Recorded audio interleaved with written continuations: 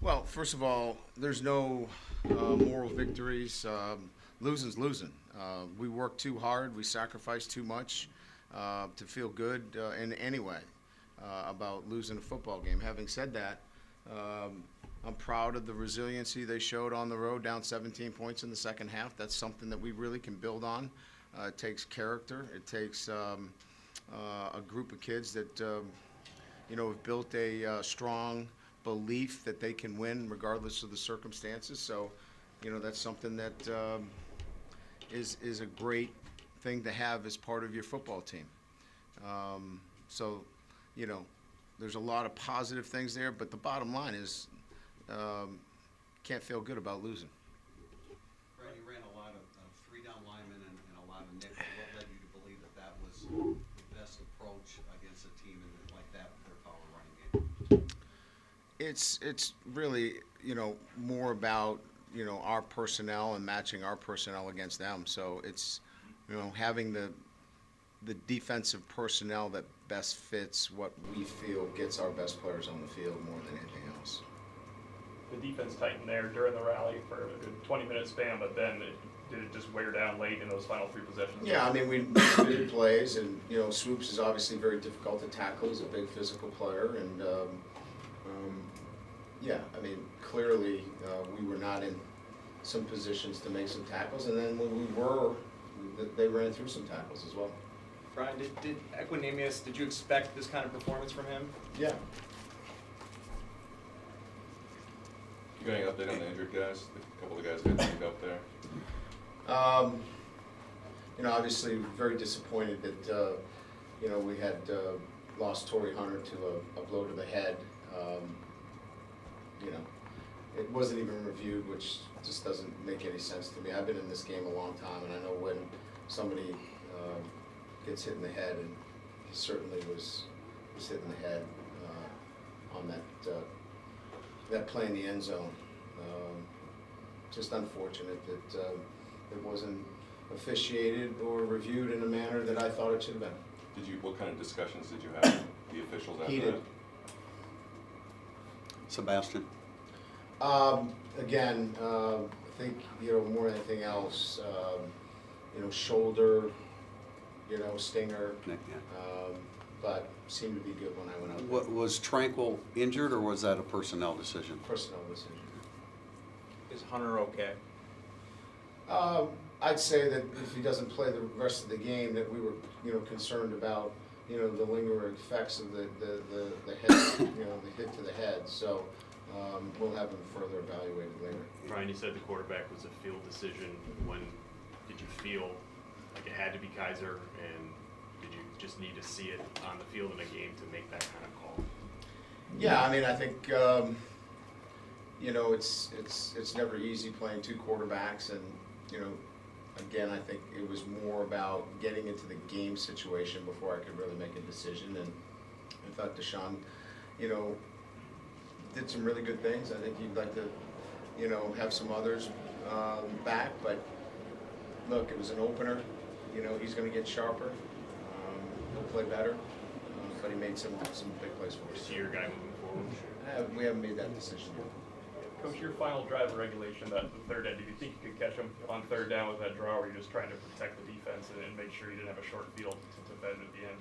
A little bit of both. We wanted a little bit more out of our punter in that situation. We thought we could flip the field, maybe back him up. We still had 2 timeouts remaining. It was an inside trap play that we thought we could bust. We hit it for a first down earlier.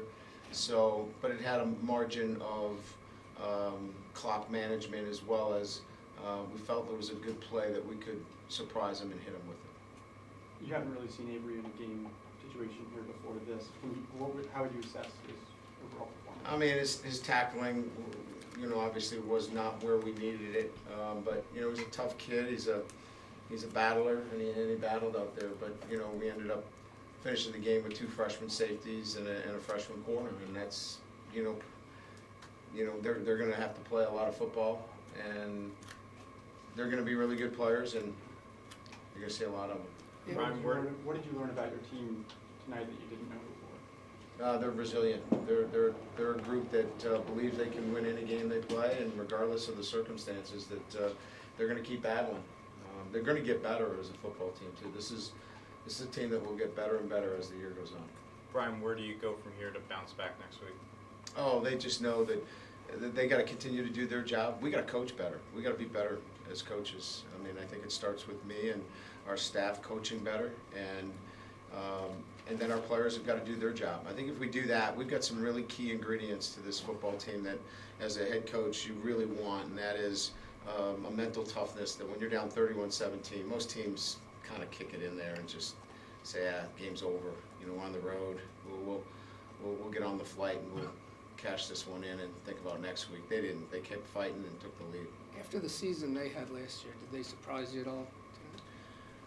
Well, I think what was a little bit more surprising for me more than anything else is the perimeter speed was, outstanding. I think that in itself, obviously, the running game is obviously difficult, but if they don't have the perimeter speed, they're not the same offense, and it complements it well.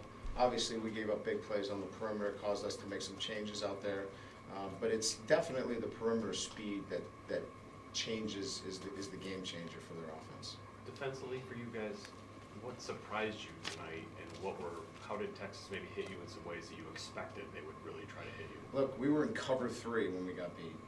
We were in flat out cover 3. We weren't in man-to-man. So the inability to play cover 3 and not be effective in that requires better coaching on our part.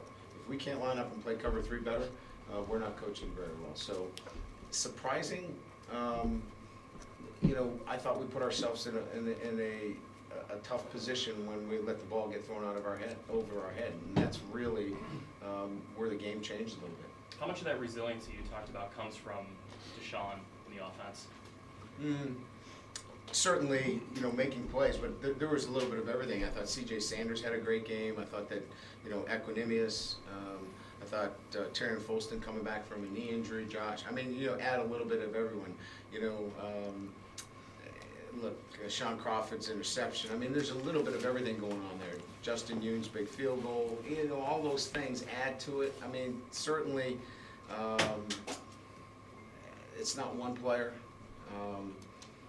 but I think it's a group of guys that just, have been around winning enough that they believe they're going to win. Brian, you said you haven't made a decision what to do with the quarterbacks moving forward. What's the scenario where you could see Malik playing over Deshaun at this point with the way Deshaun played tonight? Well, I mean, Deshaun, played a lot more than Malik, so we'll have to go back and watch the film and evaluate it as such. And, there were a lot of plays out there I think Deshaun would like to have back too. So I think we just have to sit back and find out whether it's a one quarterback situation or a two.